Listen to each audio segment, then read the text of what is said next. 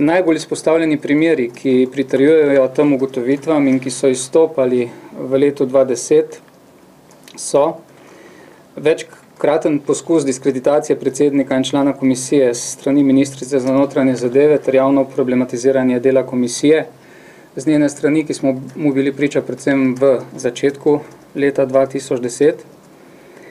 Tako policija in pravosodje kot tožilstvo, skratka vsi represivni organi so podrejeni eni politični stranki. Nad delovanjem policije ni nekega neodvisnega nadzora.